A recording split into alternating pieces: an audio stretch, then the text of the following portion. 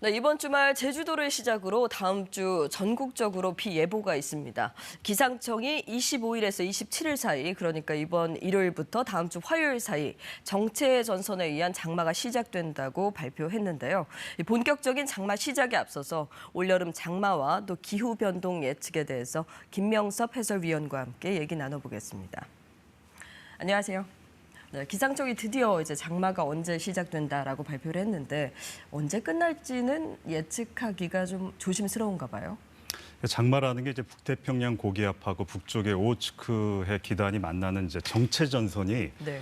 한반도를 중심으로 이제 6월에서 8월 사이에 오르내리면서 비를 뿌리는데 이걸 장마라고 하는데 최근 들어와가지고 장마 패턴이 예년 같지 않아요. 네. 그러니까 그 북태평양 고기압의 확장과 축소가 제일 중요하긴 한데 이게 중국에서 오는 차가운 기단과 또 남쪽 동남아시아에서 오는 몬순성 기압골 이런 것들이 이제 우리나라에 영향을 점차 많이 주면서 장마 패턴이 달라지고 그래서 2009년부터 사실 기상청은 장마라는 말을 쓰길 꺼리고 장마 시작이나 끝나는 날을 미리 예측하지 않습니다. 네. 그 장마 기간도 예년에는 한 30일에서 35일 정도 됐는데 최근에 그 기간도 들쑥날쑥해요. 그러니까 2018년에 이제 비교적 짧았는데 중부지방을 기준으로 장마가 16일, 그리고 폭우가 이어진 2020년에는 중부지방을 기준으로 54일간 장마가 지속된 것으로 관측됐거든요. 네. 과거 1차 장마라고 하면 이제 6월하고 7월 사이에 이제 비가 집중되는데 요즘에는 오히려 8월 이후에 비가 많이 오는 그런 현상을 보이고 있습니다. 네, 요즘에 이제 국지성 호우도 강해지니까 뭐 언제부터 언제까지가 장마철이다 하는 그런 의미가 정말 많이 없어진 것 같은데요. 근데 이렇게 예측이 불가능한 게 기후 변화 때문인가요? 이제 기후 변화의 영향은 장기적으로 있죠. 그렇지만 이제 비가 예를 들어 가지고 뭐 올해는 좀 많이 온다. 네. 그러니까 비 오는 날이 많다. 네. 비가 잦다. 이렇다고 해 가지고 이게 반드시 기후 변화의 영향 때문이다라고 단정할 수는 없습니다. 다만 이제 기후 변화 때문에 이제 나타나는 원인이 기본적으로 대기와 수온 이런 것들이 이제 기온이 높아지면서. 올라가면은 네. 수증기가 이제 많이 하늘로 올라가고 그럼 하늘에 비를 내릴 그 물탱크가 커지는 거죠. 그러면 이제 폭우가 강해질 가능성이 있는 거죠. 그렇군요. 그러니까 최근에 유럽이랑 미국의 기후 연구 기관들이 뭐 지구의 그 표면 온도도 그렇고, 그러니까 지구의 온도 그리고 또 해수면의 온도도 그렇고 역대 최고급이다라고 얘기를 하는데 그래서 더 불안하거든요. 예. 어쨌든 지금의 현재 추세는 기온이나 뭐 이런 것들이 계속 올라가긴 하는데 기후 변화 지표 중에 가장 많이 쓰이는 게 지구 이제 지표면. 네. 지표면이라는 게 바로 땅은 아니고 땅 위로부터 한 1.5에서 2m 정도의 대기 온도. 그다음에 해수면 온도, 그다음에 남극이나 북극의 그 빙하의 면적, 그리고 지구 온난화의 주 원인인 이산화탄소 농도 이런 것들을 들고 있는데 네.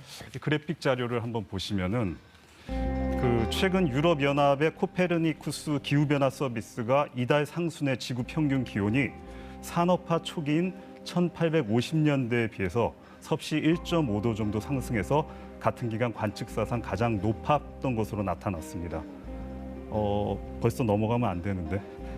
지구 해수면 평균 온도는 4월 2일 섭씨 21.05도로 이전에 가장 높았던 2016년보다도 높아졌습니다. 2016년이 그 적도 부근의 동태평양 부근의 수온이 올라가는 엘니뇨 현상, 올해도 이제 엘니뇨 현상이 예측되는데 네. 온실가스 효과로 전 세계 해수면 온도가 가장 높은 해로 기록됐는데 올해 기록이 깨졌습니다. 남극 대륙의 여름 해빙 규모가 올해 2월에 지난 1979년 위성 관측 시작한 이후로 가장 낮은 수준으로 이제 면적이 줄었습니다. 대기 중 이산화탄소 농도는 그 미국 국립해양대기청 노아가 하와이에서 이제 관측을 하거든요. 네. 하와이 마우이 이제 천문대 근처에서 관측을 하는데 이게 지난달 이산화탄소 평균 농도가 424 ppm으로 지난 1958년 처음으로 관측한 이후에 가장 높은 수치를 기록했습니다. 그렇군요. 평균치입니다. 그리고 네, 이제 그 해당 지역에 해당하는 거고 전 세계적으로 보면 이제 더 높은 데도 있고 낮은 데도 있고 그런데 네. 평균치를 얘기를 하는 겁니다. 그러니까 기상에 있어서만큼은 이제 역대 최고치다라는 말이 정말 반갑지가 않잖아요.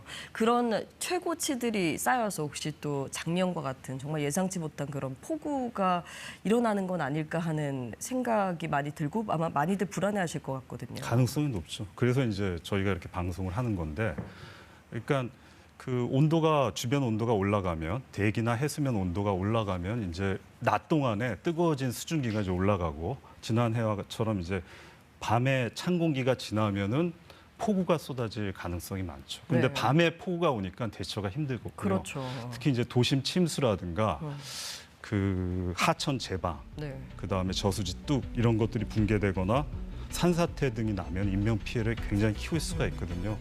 그래서 앞으로도 뭐 얘기는 계속 하겠지만 도심 침수를 막기 위해서는 길가 배수구 정비 지금부터 잘 해야 됩니다. 지자체들이 그 쓰레기 제거하고 그다음에 물 잘 내려가게 해야 되고 지하 공간의 물 침투를 막기 위해서 차수막 그다음에 물막이판을 설치를 하고 운영하는 시스템을 한번 점검을 해봐야 되고요. 그다음에 산사태는 그 상부에 건물이 있는 경우에는 반드시 배수로를 잘 뚫어줘야 되고 네. 또 산불이 난 지역이라든가 상습 산사태 우려 지역에는 사방공사 한 곳을 네. 한번 점검을 해줘야 됩니다. 네, 시설 점검을 철저히 해서 정말 그런 피해가 없도록 대비를 해야겠습니다. 오늘 말씀 잘 들었습니다. 고맙습니다.